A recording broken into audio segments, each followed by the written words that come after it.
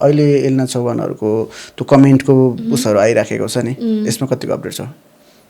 मैले देखिरहेको हुन्छु।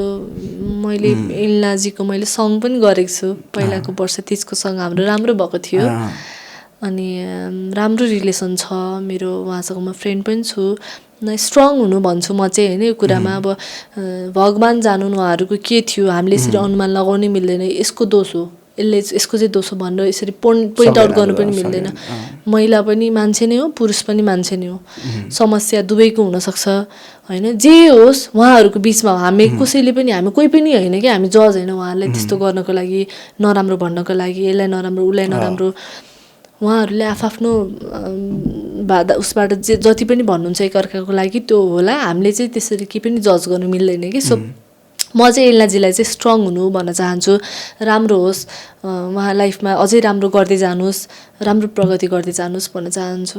अनि त्यो कमेन्ट नेगेटिभ कमेन्टहरू गर्नुलाई त्यो त्यही अब असर गर्छ नि त मान्छेहरूलाई। अब त्यो बसी खान पनि त गर्नु भएन नि त।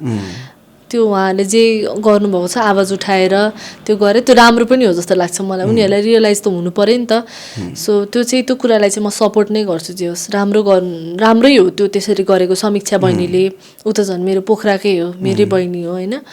सो दुईजनालाई सपोर्ट गर्छु म, स्ट्रङ हुनु भन्छु, राम्रो गर्नु भन्छु, यस्तो कुराहरूले चाहिँ असर नगरोस् उहाँहरूको लाइफमा भन्ने चाहन्छु। त्यो क्रिएटिभ मान्छे हुन्छ, माइन्डमा के सोचेर बसिराखेको हुन्छ, गयो कमेन्ट त्यही मात्रै देखिरहेको छ, रिपिटेडली एउटै कुरा कन्टिन्यू आइराख्दा चाहिँ त्यो गाह्रो हुन्छ नि त। त्यही त सबै नै मान्छे हो। जस्तो सेलिब्रेटी भन्ने बित्तिकै इजिली चाहिँ के दिन्छ नि, अब पब्लिक फिगरहरू चाहिँ लिनुपर्छ। त्यो त्यस्तो होइन नि त। हाम्रो पनि त इमोसन होला, हामीलाई पनि केही कुराले होला नि त, नराम्रो होला गोसला के होला, त्यस्तो मजाले हुर्काउनुहुन्छ बाबा मम्मीले होइन। असर त अभियसली गर्छ कि त केही कुराले छुनै नसक्ने फलामको हुनु पर्यो हामी कि त सेलिब्रेटी हुने मान्छे होइन र हामी अर्कै हो त्यो होइन नि त। त्यो एकदमै गलत धारणा छ।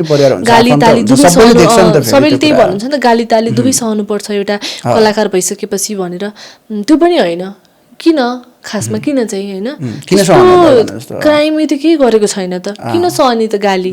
हामी पनि अडियन्स नर्मल मान्छेहरू जस्तै होइन होइन त। अनि किन सहनु पर्ने खासमा रिजन चाहिँ के, मलाई चाहिँ त्यो मन पर्दैन। उहाँहरूले चाहिँ कलाकार भएपछि गाली र ताली दुवै सहनु, त्यो वाक्यलाई म कहिले पनि एक्सेप्ट गर्दिनँ कि। किन सहनु होइन, ताली मात्रै सहन्छु, राम्रो काम गर्छु ताली सहन्छु कलाकार भइसकेपछि होइन।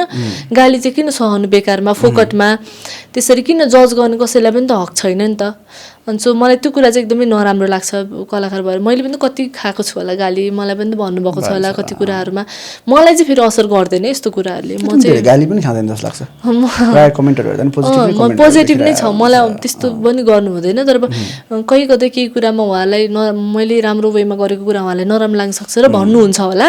अनि सबैको पोइन्ट अफ भ्यू एउटै पनि हुँदैन, सबैको नजर एउटै हुँदैन। तर त्यो गाली गर्नु, त्यो कलाकार भन्ने बित्तिकै सहनु पर्छ भन्ने चाहिँ एकदमै रङ लाग्छ मलाई चाहिँ एकदमै। नेपालमा त्यो लेभलको सेलिब्रेटी लाइफ जिएर बस्ने कलाकार एकदम कम हुनुहुन्छ, त्यो समाज पनि छैन। अनि त्यो सक्दै नै सकिँदैन त्यो नेपाली समाजमा। हामी सबै त्यही सर्कलमा घुम्नुपर्छ। अनि त्यो भोलि आएको कमेन्टहरू हामीलाई अर्को आफन्तले सुनाइदिन सक्छ, अर्को साथीले सुनाइदिन्छ, आफूले त इग्नोर गरे होला, त्यो साथीले त सुनाइदिन्छ नि त। इमोसनली त्यो कुराहरूले गरिरहेको हुन्छ नि त। त्यही भएर त्यो अरूलाई यहाँ त मर्नै बाध्य बनाउनेवाला छ कि त्यो कुराहरू। सो यस्तो कुरा कसैले असर नगरोस् भन्ने चाहन्छु म चाहिँ लिदिनँ सिरियसली। अब हुन म लिदिनँ भन्दा पनि कुनै कुराले मलाई हानिरहेको हुन्छ होला एक दुई दिन, तर पनि म लिन्न भनेर बसिरहेको हुन्छु। तर त्यस्तो अति अत्याचार चाहिँ गर्नु हुँदैन कि कसैले पनि। सक्दो त स्ट्रङ हुने कोसिस गर्ने, तर अति नै कमजोरै बनाउन थाल्यो भने चाहिँ गाह्रो हुन्छ। त्यही त महाकालीको रूप धारण गरेर आउँछन् केटीहरू भने